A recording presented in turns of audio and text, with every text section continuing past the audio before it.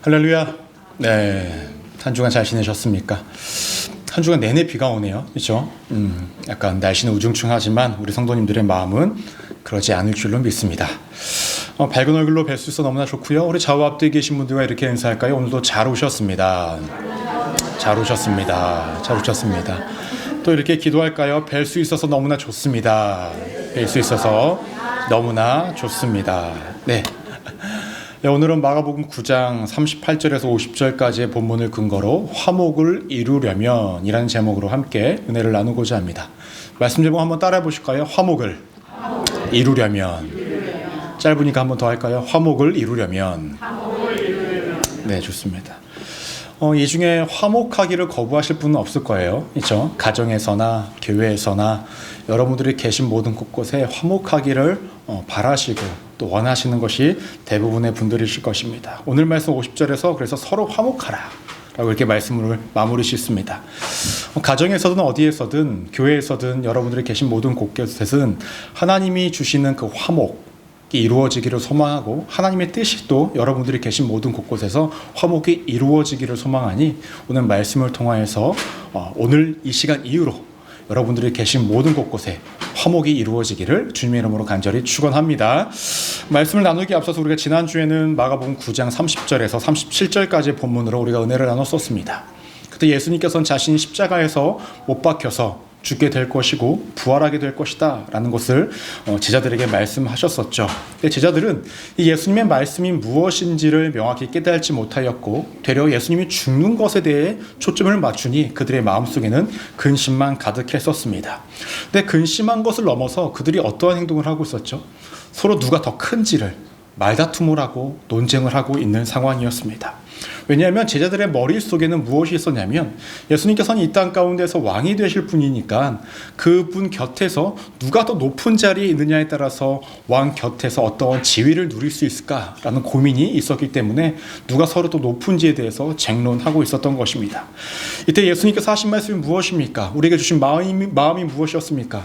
영광의 자리에 있기보다는 하나님이 주시는 그 순종의 길에 우리가 서 있어야 한다라는 것을 우리에게 말씀하셨고 또 한 아이를 데려다가 말씀하셨죠. 이 어린아이 하나를 영접하는 것이 나를 영접하는 것이고 나를 영접하는 것이 나를 보내신 이를 영접하는 것이다 라고 말씀하시면서 스스로를 높이는 자가 되지 말고 누군가를 높여주는 자의 길에 우리가 서 있어야 한다라고 이렇게 우리가 함께 말씀을 나눴습니다.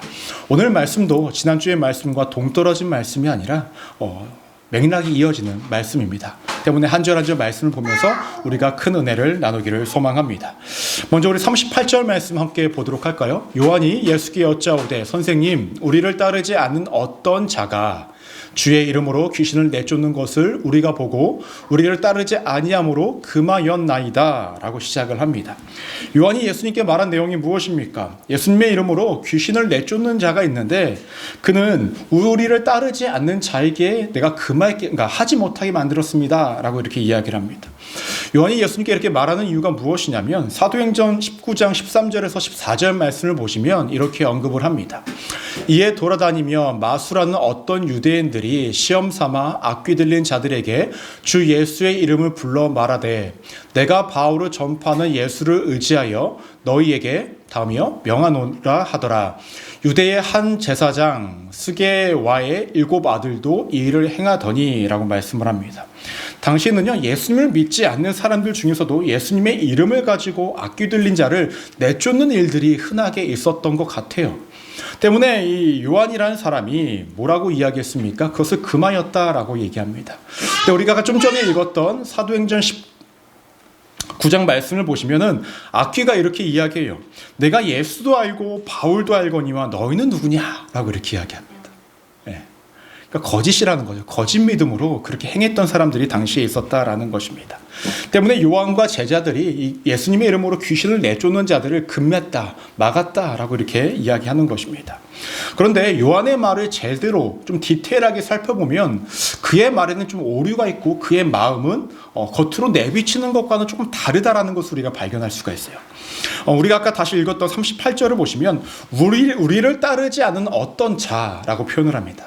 우리를 따르지 않는 어떤 자. 물론 여기 우리에는 예수님과 제자들이 모두가 표현이 되고 포함이 되어지겠지만 여러분 정확하게 요한이 뭐라고 이야기를 해야만 했었냐면은 예수님을 따르지 않는 어떤 자 아니면 주님을 따르지 않는 어떤 자가 예수님의 이름으로 아니면 주님의 이름으로 귀신 들린 자를 내쫓습니다 라고 표현을 해야 됩니다. 그런데 이 요한이 말했던 것은 무엇이냐면 우리를 따르지 않는 자라고 이렇게 표현을 합니다. 이 말씀은 무엇을 의미하냐면 현재 예수님과 함께하고 있는 제자들에 속하지 않는 자가 이 같은 행동을 했다는 거예요. 이해가 되십니까? 네. 예수를 믿건 안 믿건 관계없이 예수님과 함께 지금 있는 12명에 속하지 않는 자가 이 같은 일을 했기 때문에 우리가 금하였다라고 이야기를 하는 거예요. 그런데 여러분 잘 생각해 보세요. 우리가 지난 시간인가요? 우리가 함께 말씀을 나눴을 때에 제자들은요, 귀신을 내쫓는 것을 성공했었습니까? 실패했었습니까? 실패했었어요. 근데 지금 예수님을 제자로서 따르지 않는 자들 중에 그 누군가가 귀신을 내쫓는 것을 성공한 상황이에요. 그럼 현재 제자들의 입장이 어떨까요? 약간 애매해져요. 그렇죠? 그럼 요한과 그 제자들의 입장에서는 이 사람이 예수님을 따르지 않는 자라고 표현을 하는 듯하지만 무엇입니까? 자신들의 입장도 있으니 그를 못하게 막은 것과 다르지 않은 상황이다라고 말씀할 수 있습니다. 그런데 우리가 누가복음 10장 1절 말씀을 보시면 이렇게 언급을 합니다. 그 후에 주께서 따로 70인을 세우사 친히 가시려는 각 동네와 각 지역으로 둘씩 앞서 보내시며 라고 말씀합니다. 예수님께서는요, 이 12명의 제자를 제외하고도요 70명의 사람들을 세워서 사람들을 파송을 하셨던 그런 사역을 감당하셨습니다. 즉 예수님의 12제자 외에도 많은 무리의 사람들이 예수님을 따랐던 사람들이 있었고 그들을 파송하였고 그들을 세웠던 일들이 예수님의 그 사역의 모든 과정 속에서 여실히 드러나고 있었다라는 거예요. 그러면 예수님 주변에는 예수님을 믿고 예수님의 이름으로 귀신을 내쫓는 자들도 있을 수 있다라는 거죠. 하지만 이 12명의 제자에 속하지 않으니 요한과 제자들이 이것을 막았다라고 성경은 말씀하고 있는 것입니다. 이에 대해서 예수님께서 뭐라고 말씀하시냐면 금하지 말라. 내 이름을 의탁하여 능한 일을 행하고 즉시로 나를 비방할 자가 없다라는 거예요. 그러니까 내 이름으로 능력을 행하는 자는 예수님을 비방하지 않는다라고 이렇게 말씀합니다. 그리고 40절 말씀을 보니까 이렇게 언급합니다. 우리를 반대하지 않는 자는 우리를 위하는 자니라 라고 예수님께서 말씀해요.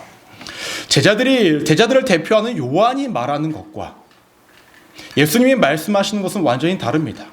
그 마음도 다르고 그 중심도 다르다라는 거예요. 예수님께 중요한 것은 무엇이냐면 예수님을 믿냐 아니면 믿음으로 행동을 하느냐, 즉 예수님께 속하냐가 중요한 것이에요.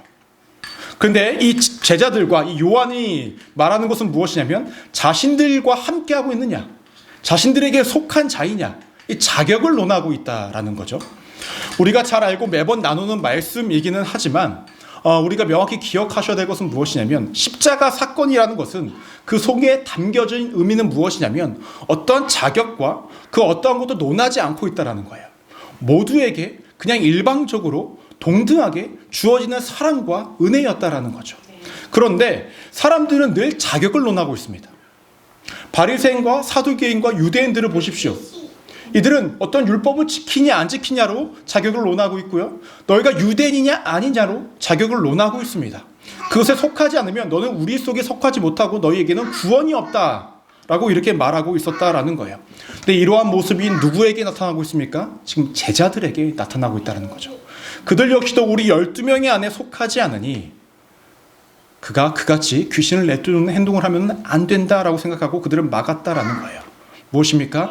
신앙의 공동체 안에 들어올 수 있는 자들을 어떻게 얘기하고 있습니까? 배타적으로 내치고 있는 상황이었다라는 거예요. 당시 유대인들은 어떠한 생각을 했습니까? 자신들에게만 구원이 있다라고 생각을 했습니다. 자신들만 정결한 민족이고 깨끗한 민족이고 다른 민족들은 다 부정한 민족들이다라고 생각을 합니다. 근데 이 모습이 제자들 가운데 여실히 나타나고 있고 제자들의 마음 가운데는 자신들만이 귀신을 내쫓아야 한다라는 생각, 자신들에게만 그러한 특권이 주어졌다라는 생각을 가지고 있는 것과 다르지 않다라는 것입니다. 근데 여러분 잘 생각해 보십시오. 요한이 대표적으로 이러한 말을 했지만 제자들이 이렇게 행동을 한 이유가 무엇입니까? 아까도 말씀드렸듯이 그들은 귀신을 내쫓는 것을 실패했던 적이 있기 때문에 그래요. 지난 시간에 우리가 함께 말씀을 나누었을 때에 제자들이 무엇 때문에 서로 논쟁하고 말다툼을 하고 있었습니까? 누가 더 높으냐, 그렇죠? 누가 더 높으냐. 자기들 안에 12명 안에서도 서로 누가 더 높으냐라고 논쟁하고 싸우고 있었는데, 자신들이 실패했던 것들을 외부의 사람이 하고 있다고 한다면 어떠한 위협을 느낍니까? 자신들의 자리에 대한 위협을 느낄 수밖에 없어요. 그러니까 어떻게 됩니까? 배타적으로 내치고 있어요. 자신들이 실패했던 것들을 누가 하니 그들의 마음 가운데는 시기와 질투가 쌓여서 그들을 내치고 있었다라는 것입니다.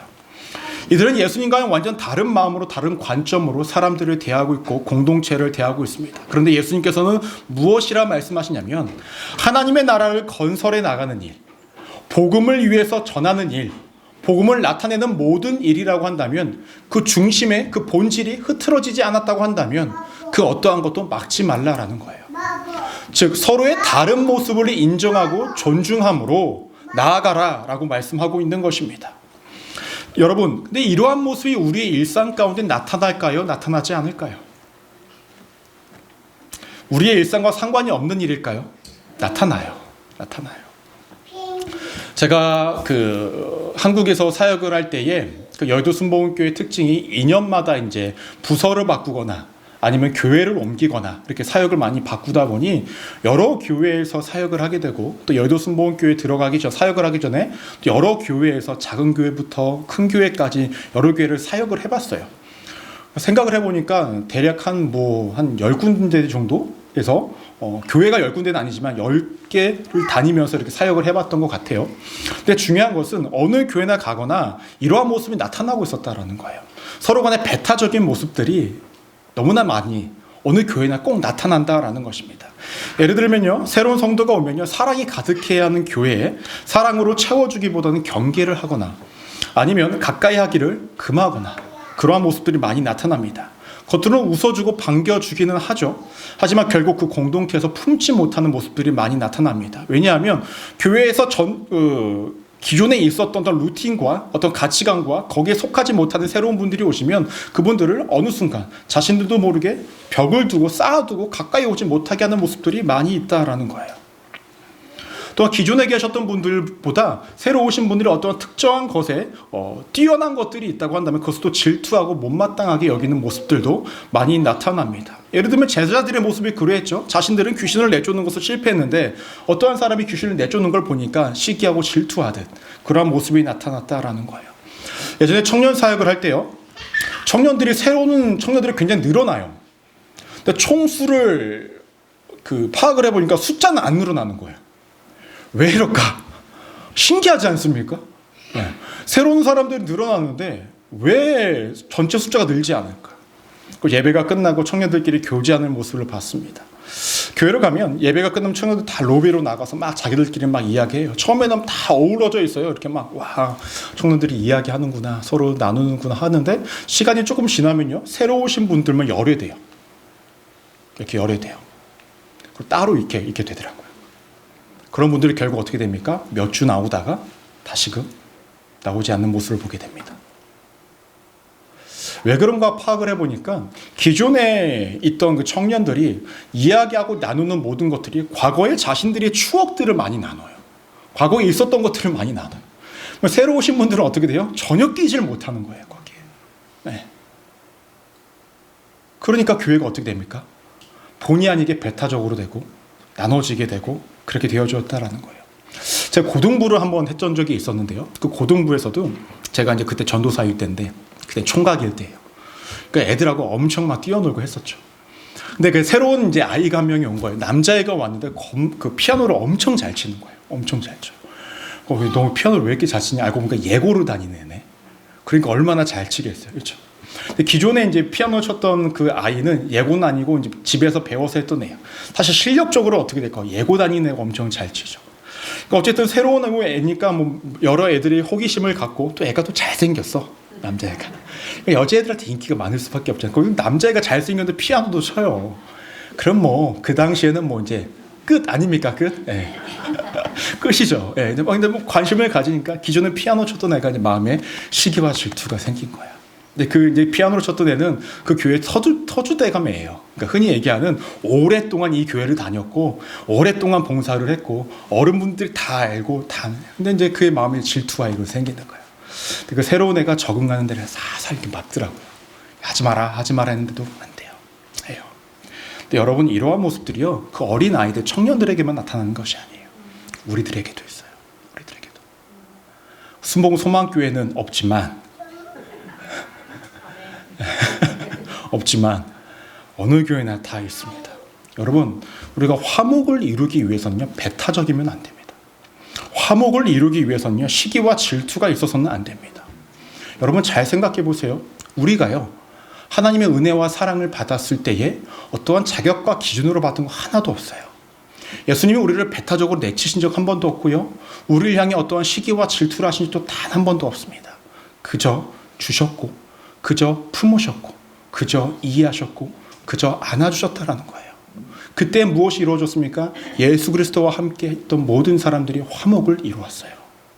세상의 잣대와 기준으로 내쳐졌던 사람들, 죄인이라 취급받았고 아픈 사람들, 세상의 기준에 맞지 않는 사람들을 예수님께서 다 동일하게 품으셨어요. 그들 안에 뭐가 있었어요? 기쁨이 있었고, 은혜가 있었고, 화목이 있었다라는 거예요. 저는 우리 순봉 소망교회, 우리 성도님들이 계신 모든 곳곳이 그리 되기를 소망합니다. 이 교회뿐만 아니라 여러분들의 가정도 마찬가지예요. 남편이 아무리 미워도, 자녀가 내 맘 같지 않아도 말입니다. 앞에 있는 목사가 내 맘 같지 않아도 말입니다. 여러분들이 계신 그곳이 여러분들을 통하여서 그렇게 서로를 용납하고 이해하고 품어줌으로 늘 화목을 이루기를 주님의 이름으로 간절히 축원합니다. 이어서 말씀을 보시면 42절 말씀 우리 함께 한번 읽어볼까요? 시작. 또 누구든지 나를 믿는 이 작은 자들 중 하나라도 실족하게 하면 차라리 연자 맷돌이 그 목에 매어 바다에 던져지는 것이 나으니라 라고 말씀합니다. 우리가 지난 시간에 말씀을 나눴을 때 어린아이 한 명은 데려다가 예수님께서 말씀하셨죠. 같은 맥락이에요. 그래서 이 작은 자들 중 하나라도, 여기서 작은 자는 정말로 연약한 자, 신앙생활을 갓한 자, 사회적인 약자들, 모든 사람들을 다 품는 말입니다. 근데 이 사람들을 실족하게 했다라는 것은 앞으로 우리가 43, 45, 47절 말씀을 보면 범죄하게 하거든과 동일한 말이에요. 실족하게 한다는 것이 범죄하게 하거든 말과 동일한 거예요. 그러면 다르게 이야기하면 우리가 어떠한 사람에게 말이나 행동으로서 실족하게 하는 것, 범죄하게 하거나 그의 마음을 힘들게 하거나 신앙의 길을 걷지 못하게 하거나 그 어떠한 것들이 있다고 한다면 차라리 뭘 하는 게 낫다고요? 연자 맷돌에 목을 매어 바다에 던지는 것이 낫다. 여러분, 여기서 연자 맷돌은요, 사람들이 하는 그 맷돌이 아니에요. 가축들이 끌고 가는 큰 거를 의미합니다. 여러분, 수영 잘하시는 분 계세요? 네. 수영은 아무리 잘해도 그냥 맷도 들고 들어가면 뜰 사람들이 없지 않겠습니까? 그렇죠? 근데 매면 바로 가라앉을 만한 그렇게 큰 것, 차라리 그게 더 낫다라고 말씀을 하고 있습니다. 우리가 작은 자들을 실족하게 하는 것은 참 여러 가지 방법이 있어요. 안 좋지만 말로써 하기도 하고요, 행동으로써 하기도 하고요, 그 말과 행동으로 통해서 누군가의 신앙의 생활의 길을 막기도 하고요, 그 자리에 주저앉기도 하고요, 그렇게 하곤 합니다. 대부분의 사람들은요, 타인이 자신에게 준 상처와 행동들만 생각을 해요. 그렇죠? 제가 이렇게 말해서 실족하지 않게 해야 합니다라고 하면은 맞아, 그 사람이 나에게 그랬어. 내가 받은 것만 생각을 해요. 제 말이 맞죠? 아닌가요? 42절 처음을 시작을 보시면 뭐라고 말씀하냐면 누구든지예요. 누구든지. 그 누구도 열애가 없다라는 거예요. 열애가 없다. 여러분, 오늘 말씀에서 작은 자들이라고 표현을 하고 있는데요, 작다라는 것은 여러분 상대적입니까? 절대적입니까? 상대적이에요. 그렇죠? 네, 제가 키가 이만큼 있어도 저보다 더 큰 사람이 오면 저는 상대적으로 작은 자가 되고요, 제가 이만큼 있어도 저보다 좀 작으신 분이 옆에 있으면 그분은 저보다 작은 자가 되듯이 말입니다. 예를 들어서 제가 A라는 사람에게 어떠한 말과 행동을 했을 때 A는 아무렇지 않게 받아들일 수 있어요. 그렇지 않습니까? 근데 B라는 사람에게 동일한 말을 했는데 B라는 사람은 상처와 아픔을 경험할 수 있다는 거예요. 즉, 작은 자들이라는 것은 굉장히 상대적이라는 거예요. 때문에 우리가 누군가를 실족하게 할 수 있다는 것은 내 기준이 아닙니다. 그 말을 듣고 행동을 받아들이는 그 사람의 기준이 될 수밖에 없다는 거죠. 그러니까 내가 무엇인가를 했을 때 나는 아무런 잘못이 없다라고 이야기하는 것이 아니라 그 사람의 기준에 맞게 우리가 신앙의 길을 걸어야 하고 관계의 길을 걸어야 하고 나아가야 하는 것이 맞다라는 거예요. 믿으십니까? 간단하게 표현하면 이렇죠. 여러분들끼리 만약에 막 이야기하다가 뭐 그냥 쌍스러운 말 한마디를 해도 막 웃고 넘어갈 수 있어요. 그렇죠? 근데 목사인 제가 쌍스러운 말을 막 해요. 막 욕 비슷한 거. 목사가 왜 저래? 이렇게 되지 않습니까? 그렇죠? 저는 똑같이 그냥 재밌자고 한 건데 목사가 하는 말이 되면 받아들이는 사람은 그걸 받아들이지 못할 때가 있어요. 그렇게 되는 거예요. 나의 기준이 아니라 나와 함께하는 그 사람의 기준으로 우리가 말과 행동을 할 수 있어야 그 모든 사람들이 실족하지 않을 수 있다는 것입니다. 이 설교를 하면요, 어린 청년들이나 뭐 이렇게 고등학생들, 뭐 그리고 이제 장난을 좋아하시는 분들 저에게 와서 맨날 매주 와서 하는 말이 있어요. 목사님 때문에 실족했어요. 맨날 웃으면서 얘기해요. 그 말 들으면 좀 뭐라고 할까요? 내가 실족하겠어요. 내가. 이런 얘기를 합니다. 여러분, 실족하죠. 여러 가지 문제 때문에 그럽니다. 상담을 하실 때도 있어요. 이러이러한 문제 내가 상처를 받고 힘들어요. 교회의 어떤 문제 때문에, 사람들과 관계 때문에, 가족들 때문에, 뭐 자신에게 주어진 상황 때문에, 여러 가지 때문에 힘들고 어렵다라고 이야기할 수 있어요. 그 모든 것들을 상담하다 보면 정말로 힘들 수 있겠다, 어려울 수 있겠다 라고 여겨지는 것들도 있는데, 때로는 왜 저것 때문에 그럴까라는 생각이 드는 것들도 분명히 있어요. 근데 그건 제 입장인 거고 그분의 입장은 완전 다른 문제잖아요. 우리가 좀 다르게 바라볼 필요가 있다라는 것입니다. 여러분, 우리가 말과 행동에 따라 분명히 상처를 받고 어려움을 겪기는 하는데요, 우리가 또 반대로요, 너무 또 사람들의 말과 행동에 너무 상처를 받을 필요도 없어요. 실족할 필요도 없습니다. 왜냐하면 그 말과 행동이 나에게 때로는 아픔을 주지만 그것이 나에게 어떤 해를 끼치는 것이 아니에요. 왜냐하면 내가 믿음 안에 있으면 그 모든 것도 다 튕겨낼 수 있어요. 그렇지 않습니까? 은혜로 그냥 그 사람을 품고 갈 수 있다라는 거예요. 그러니까 실족하기도 하지 말아야 하지만 어떠한 것들로 쉽게 실족받지도 마십시오. 그것이 상호간에 필요한 것들입니다. 그렇지 않습니까? 그래야만 우리 안에 정말 하나님이 원하시는 실족하지 않는 또 화목을 이룰 수 있다라는 거예요. 근데 이어서 42절 말씀이 아니라 43절 말씀을 보면 뭐라고 이야기하냐면 손과 발과 눈에 대해서 이야기를 합니다. 42절 말씀을 보면 누군가에게 너가 실족하게 하면이에요. 근데 43절부터 쭉 그 이하의 말씀을 보면 만일 내 손이 너를 이라고 얘기합니다. 누구를? 자신 스스로를. 아까 범죄하게 하면 무엇입니까? 실족하게 하면이에요. 그렇죠? 그러니까 너 스스로의 손과 발과 눈이 너를 죄악 가운데 빠지게 하고 신앙의 길을 막게 하고 있다고 한다면 그 말과 동일한 것입니다. 왜 손과 발과 눈일까요? 여러분, 발은요 어디로 가게 해요? 죄악을 짓게 하는 데로 가요. 손은 어떻게 하죠? 그것을 실행하게 해요. 눈은요 어떤 마음을 먹게 합니다. 그래서 손과 발과 눈을 이렇게 이야기하고 있는 거예요. 그런데 그것들이 너를 범죄하게 하고 실족하게 한다고 한다면 그것을 찍어내어 버리라는 거예요. 자, 신교실 가서 칼 하나 갖고 오세요. 진짜로 찍어내어 버리라는 것과요? 그렇지 않죠. 과감하게 버릴 수 있어야 된다는 겁니다. 여러분, 손과 발과 눈 없이 살아가실 수 있는 분이 있으십니까? 아무도 없어요. 이 말씀은 무엇이에요? 우리의 삶 가운데에 반드시 필요한 것이라 할지라도 그것이 너의 삶을 죄악 가운데 이끈다고 한다면, 너의 삶을 실족하게 만드는 것들이라고 한다면 너네는 그것을 반드시 내쳐버리라는 거예요. 내 삶 가운데 필수적인 것이라 할지라도 차라리 그것이 없이 하나님의 나라에 들어가는 것이 훨씬 더 좋다라는 거죠. 이해가 되십니까? 그래야 한다라는 것입니다. 여러분, 화목을 이룬다라는 것은요 단순하게 사람과의 관계를 통하여서만 이루는 것이 아니라 먼저는요 하나님과의 관계를 통하여서 이루어지는 것입니다. 하나님과의 관계가 영적으로 바로 서 있어야 사람들과의 관계도 바로 설 수 있어요. 하나님과의 관계가 바로 서면 그분이 주시는 그 은혜와 사랑과 은총이 채워지니 사람들을 대하는 그 마음과 말과 행동과 그 모든 것들이 아름다움으로 표현이 됩니다. 또 누군가의 말과 행동으로 받는 그 상처를 내가 그저 흡수하고 없애버릴 수 있는 영역이 생겨요. 때문에 말씀이 이어서 실족하지 않게 나온다는 이 말은 무엇입니까? 영적으로 하나님과의 화목도 너네가 이루어야 한다 라는 것을 명확하게 언급하고 있는 것입니다. 여러분, 하나님과 화목을 이루시기 바랍니다. 네. 이어서 말씀을 보니까 49절 말씀 우리 함께 한번 읽어볼까요? 시작. 사람마다 불로써 소금 치듯 함이 받으리라. 여러분, 구약 시대는요 재물, 그러니까 제사를 드릴 때 재물을 정화하는 기능으로 소금을 사용했다라는 거예요. 그래서 소금이라는 것이 어떤 정화한다, 깨끗하게 한다, 정결하게 한다라는 의미가 있습니다.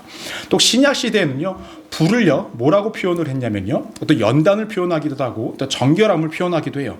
그러면 불로써 소금 치듯 함을 받으라라는 것은 무엇이냐면, 신앙인이라고 한다면 삶의 연단을 통하여서 정화되고 정제되어지고 굴벼되는 존재가 되어야 한다라는 것을 의미하고 있는 거예요. 이어서 50절 말씀을 보시면 이렇게 언급합니다. 소금은 좋은 것이로되 만일 소금이 그 맛을 잃으면 무엇으로 이를 짜게 하리요. 너희 속에 소금을 두고 서로 화목하라 하시니라. 너희 속에 뭐를 두라고요? 소금을 두래요. 소금은 뭐라고 말씀드렸죠? 정결하고 깨끗한 것.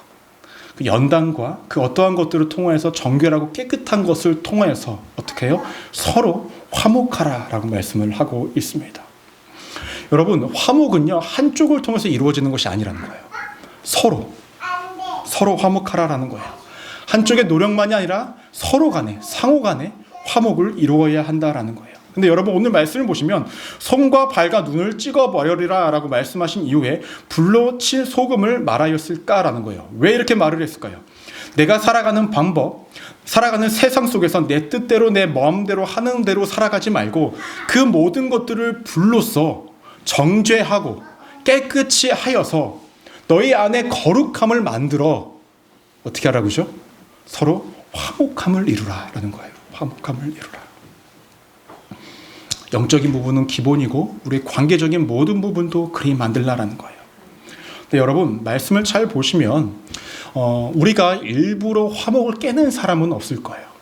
오늘 말씀을 보시면 요한과 제자들도요, 자신들이 하는 일이 옳다고 여기면서 어떻게 왔습니까? 예수님 앞에 나왔을 거예요. 말씀을 나중에 한번 38절을 보세요. 자신들이 그 요한이 하는 그 말 속에는요, 예수님께 말하는 것에 대해 굉장히 뿌듯함이 있습니다. 예수님의 이름으로 우리 안에 속하지 않는 자를, 예수님의 이름으로 귀신을 내쫓은 자를 우리가 금하였습니다. 잘한 것처럼 이야기를 해요.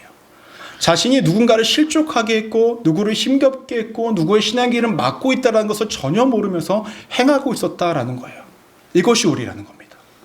나는 나 자신이 제법 괜찮은 사람, 괜찮은 신앙, 하나님과 괜찮은 관계를 이루고 있다라고 생각을 하지만 실제로 아닐 수가 있다는 거죠. 제자들도 예수님 곁에 있고 예수님과 함께 있기 때문에 자신들의 신앙에는 문제가 없고 세상 사람들, 즉 유대인과 바리새인과 사두개인 사람들과 전혀 다른 삶을 살고 있다라고 자부했을지 모르겠지만 그들의 가치관과 삶 곁에는 무엇이 있었습니까? 유대인들과 다르지 않는 가치관을 가지고 살아갔고 사람을 대하고 있고 배타적이었고 시기와 질투를 하고 있었고 같이 오는 것을 금하고 있었고 모든 것들을 막는 삶을 살아가고 있었다라는 거예요. 어떻게? 자신들도 모르는 사이에 말입니다. 이것이 우리가 될 수 있다는 거죠. 저가 될 수가 있고 우리 성도님들이 될 수가 있다는 것입니다. 때문에 여러분, 늘 기억하십시오. 내가 먼저 하나님과의 화목을 이루고 있는지, 그분이 주시는 정결하고 거룩한 그 마음을 품고 내가 갖고 살아가고 있는지, 더 나아가서 그 마음을 품고 내가 주변의 사람들과 아름다운 관계를 이루어 화목을 이루고 있는지, 그래서 여러분 기억하시기를 바랍니다. 그래서 우리가 온전히 이루지 못한다고 한다면 우리 안에 하나님이 주시고자 했던 그 아름다운 화목은 이루어질 수가 없습니다. 전 우리 순복음 소망교회가 늘 하나가 되기를 소망합니다. 아멘. 우리 좌우 앞뒤에 계신 분들과 이렇게 얘기할까요? 내가 당신과 화목을 이루겠습니다. 화목을 이루겠습니다. 네. 제가 미션을 하나 드릴게요. 집에 계신 분들하고 꼭 한마디씩 하세요. 내가 당신과 화목을 이루겠다고. 한마디씩 꼭 하시기 바랍니다. 이따 남편분들한테 전화해봅니다. 전화번호 제가 갖고 계신 분들. 꼭 그리 하시기를 바랍니다. 여러분들을 통해서 여러분들이 계신 모든 곳곳이 여러분들이 첫 발을 내딛는 그 시점부터 화목이 이루어지기를 소망합니다. 이따 밥을 먹을 때에, 친교를 할 때에 막 웃음꽃이 안 피면 제가 옆에 앉아서 밥 먹을 거예요. 제가 옆에 앉는 거 굉장히 싫어하시죠? 옆에서 밥 먹을 거니까 그렇게 기쁘게 화목을 이루면서 우리가 신앙생활 하기를 소망합니다. 우리 교회, 여러분들의 가정, 여러분들이 계신 모든 곳곳이 그리 되기를 주님의 이름으로 간절히 축원합니다. 기도하시겠습니다.